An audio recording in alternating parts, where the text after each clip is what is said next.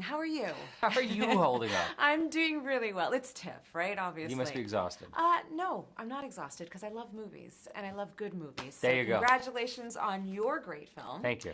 There's so much we could talk about because I'm sure growing up you have so many stories that you can share with us. One of them being Saturday Night Live and the fact that your dad works with these legends, right? So tell me a little bit about bringing this story to life and why it was important for you to show us what happened before the first episode.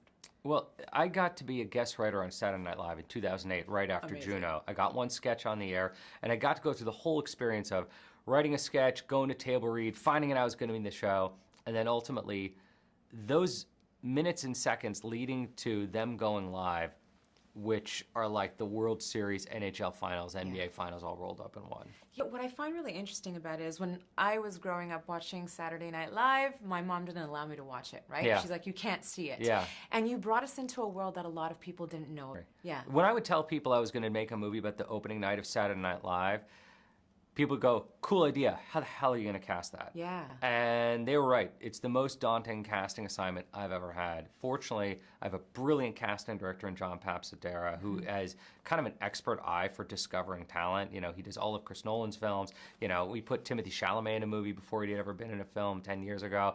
Yeah. And he introduced me to this extraordinary group of actors, most of which I didn't know before. They came in and, honestly, it was the actors who let me know this movie is possible. And the cast knew the assignment when they were cast for in this film. They're extraordinary. My advice to actors is always don't over-prepare. Okay. You already know how to do this. Yeah. For me, it's not about impersonations. It's about finding the essence of someone. It's Ella understanding that Gilda Radner is fairy dust. She's just someone who wants to make the lives of everyone better around here. You know, it's Corey understanding that Chevy's character is a brilliant comedian who has an ego who needs to be humbled. If you can understand that one idea, you understand the character. I love Gabriel. I'm a little biased about Gabriel because he's from Montreal, so I'm from Montreal as well, but I think he is so amazing in this film and he shines brighter than ever. Yeah. Tell me a little bit about his portrayal of Lorne Michaels.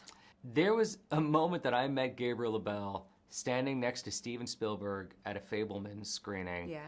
And this young man in his early 20s was holding his own, almost holding court next to the greatest director of all time. And I just thought, who is this kid? And it was the moment I felt like I had met Lorne Michaels. Wow. Yeah. That's a huge compliment for Yeah, him. there was a strength, there was a confidence, there was a storytelling to him. And look, what I saw in Lorne Michaels was, I know what it's like to have an idea and not be able to articulate it. To be able to say, you'll know it when you see it.